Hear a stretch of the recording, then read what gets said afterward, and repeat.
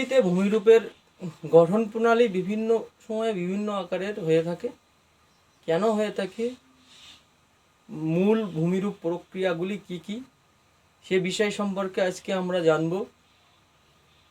তাহলে আমরা বর্তমানে যে সময়ের উপর দিয়ে যাচ্ছি বা যে সময়টাকে নিয়ে আমরা চলছি, পৃথিবীতে নানা প্রকারের ভিন্ন রকমের বিভিন্ন বাহ্যিক আভ্যন্তরীণ কার্য আমরা দেখতে পাই।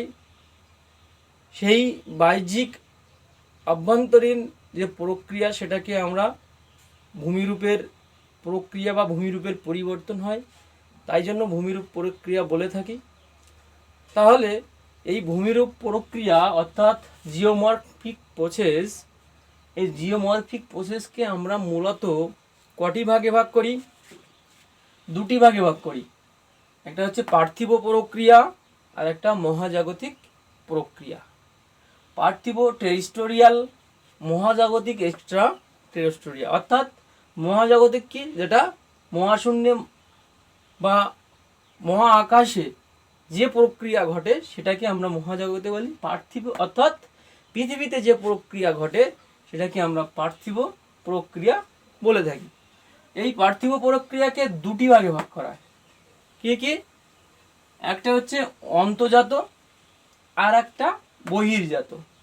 অন্তর্জাত এন্ডোজেনিক, অর্থাৎ ভূ অভ্যন্তরে যে কাজটা হয়ে থাকে সেটাকে আমরা অন্তর্জাত বলি। আর বহির্জাত কি, অর্থাৎ পৃথিবীর বাইরের অংশ, অর্থাৎ আমরা যেখানে বসবাস করি সেখানে যে কাজ হয়ে থাকে সেটাকে আমরা বহির্জাত বলি, এক্সোজেনিক। এই অন্তর্জাত প্রক্রিয়াকে আগে আমরা অন্তর্জাত কি কি প্রক্রিয়া হয় পৃথিবীতে বা অভ্যন্তরে সে বিষয়টা সম্পর্কে বা কটি ভাগে ভাগ করা হয়, কি কি কাজ হয়, কি কি ভাগে ভাগ করা হয় সেটা আমরা জানব। অন্তর্জাত প্রক্রিয়াকে আমরা মূলত একটি ভাগে ভাগ করি, ভূ বিপর্যয়।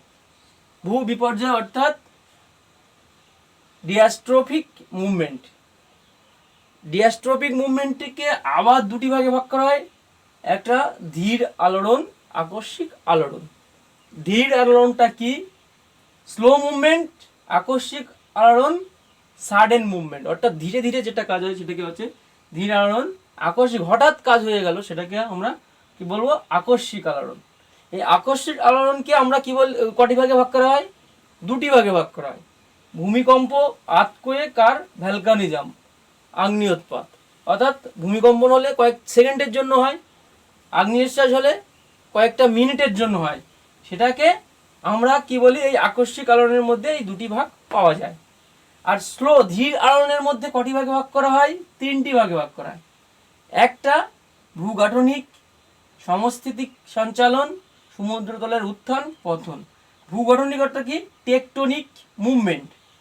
অর্থাৎ আমাদের ভূ অভ্যন্তরে যে বিভিন্ন পাতের সমন্বয়, সেই সমন্বয় সংঘর্ষ হয়ে যে ভূ গঠন করে সেটা হচ্ছে ভূগঠনিক। এটা পরে আমরা আলোচনা করে দেবো, আমি পরে আলোচনা করে দেবো। এটা হচ্ছে ভূগাঠনিক। এই ভূগাঠনিক আলোড়নকে তারপর কি বললাম? সমস্থিতিক সঞ্চালন, আইসোস্ট্যাটিক মুভমেন্ট, আর সমুদ্রতলের উত্থান ও পতন, ইউস্ট্যাটিক চেঞ্জ। এই ভূগঠনকে আমরা দুটি ভাগে ভাগ করি। একটা হচ্ছে মহীভাবক আলোড়ন আর একটা গিরিজনীয় আলোড়ন। মহীভাবক আলোড়নটা কি? মহাদেশ সৃষ্টির জন্য যে আন্দোলন হয়, সেটা হচ্ছে মহাদেশের উপরে যে আন্দোলন হয় সেটাকে আমরা কি বলি? মহীভাবক আলোড়ন। আর গিরিজনীয় আলোড়ন হচ্ছে পর্বত বা পাহাড়ের যে পার্শ্ববর্তী এলাকা বা সেই এলাকায় যে কাজ হয় সেটাকে আমরা গিরিজনীয় আলোড়ন বলি। এটা হচ্ছে এপিডোজেনিক আলোড়ন, একটা অরিজেনিক আলোড়ন। তাহলে এপিডোজেনিক আলোড়নকে দুটি ভাগে ভাগ করা হয়। একটা হচ্ছে ঊর্ধ্বমুখী আর একটা হচ্ছে অধোমুখী। ঊর্ধ্বমুখী অর্থাৎ কি? সেখানে উঠবে, আর অধোমুখী মানে সেখানে পড়বে। একটা আপওয়ার্ড আর একটা ডাউনওয়ার্ড। আর গিরিজনীয় আলোড়নকে দুটি ভাগে ভাগ করা হয়, ভূত্বকীয় সংনমন, ভূত্বকীয় টান। তাহলে এটা হচ্ছে কি? কম্প্রেশন ফোর্স আর টেনশনাল ফোর্স। এটা গেল অন্তর্জাত। তাহলে অন্তর্জাত কি কি কাজ হয়, কয় ভাগে ভাগ করা হয় সেটা আমরা জানলাম। এবার বহির্জাত, এর সম্পর্কে তোমাদের বলার অপেক্ষা রাখে না, কারণ নবম শ্রেণী, অষ্টম শ্রেণী, সপ্তম শ্রেণী সব জায়গায় এই বহির্জাতর কিছু না কিছু কাজ তোমরা পড়েছো। তবে আমি ভাগগুলো দেখে দিচ্ছি। বহির্জাত প্রক্রিয়াকে আমরা 3টি ভাগে ভাগ করে থাকি। একটা হচ্ছে অবরোহণ, আরোহণ আর জৈবিক প্রক্রিয়া, ডিগ্রেডেশন, এগ্রেডেশন আর বায়োটিক প্রসেস। এই অবরোহণকে আমরা কয় ভাগে ভাগ করি? অবরোহণের যে অবরোহণটা কি সে বিষয়টা আমি পরবর্তী ভিডিওতে জানিয়ে দেবো, যে অবরোহণটা কি, আরোহণটা কি, জৈবিক প্রক্রিয়াটা কি, পরবর্তী ভিডিওতে তোমরা পেয়ে যাবে। অবরোহণ হচ্ছে 3টি ভাগে ভাগ করা হয়: আবহবিকার, ওয়েদারিং, পুঞ্জিত ক্ষয়, মাস ওয়াস্টিং আর ক্ষয়, ইরোশন। এই অবরোহণকে আমরা যে ক্ষয়, ইরোশন, এটাকে আমরা আবার 5টি ভাগে ভাগ হয়। একটা কি? নদীর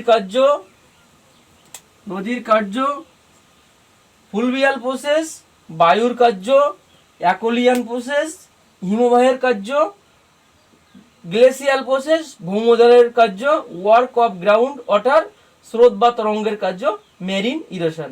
তোমরা এর আগে 10ম শ্রেণীতে নদীর কার্য, বায়ুর কার্য, হিমবাহের কার্য অলরেডি পড়ে নিয়েছো।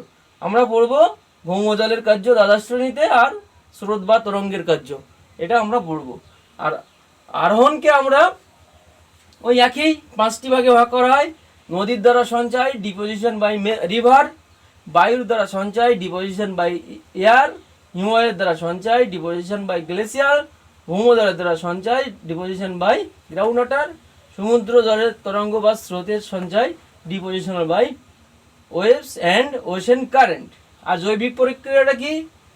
বায়োটিক প্রসেস, অর্থাৎ যে বায়োটিক প্রসেসের 2টি ভাগে ভাগ করা হয়। একটা হচ্ছে ক্ষয় আর একটা হচ্ছে সঞ্চয়। ক্ষয়টা কিসের দ্বারা হয়? উদ্ভিদ, প্রাণী বা মানুষের দ্বারা ক্ষয় হয়ে থাকে। আর ডিপোজিশন উদ্ভিদ, প্রাণী বা মানুষের দ্বারা সঞ্চয় হয়ে থাকে। তাহলে আমরা 10ম শ্রেণীতে এই অবরোহণের কোন পার্টটা পড়বো? অবরোহণের মধ্যে ভৌমজলের কার্য পড়বো আর স্রোত বা তরঙ্গের কার্য পড়বো।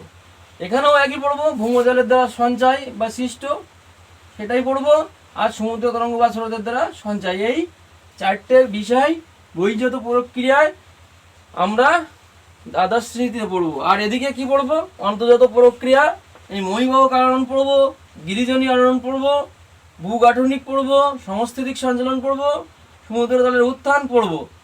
আর কি পড়বো? আকস্মিক আরোহণে এই ভাগটা পড়বো, ভূমিকম্প আর আগ্নেয়শ্বাস। বোঝা গেল?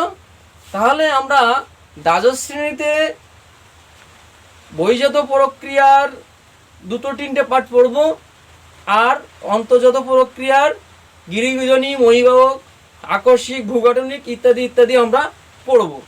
তাহলে ভূমিরূপ প্রক্রিয়াকে কয় ভাগে ভাগ করা হয় তোমরা সেটা বুঝে গেছো এই চার্টের মাধ্যমে। এরপরে তোমাদের ভুল হবে না।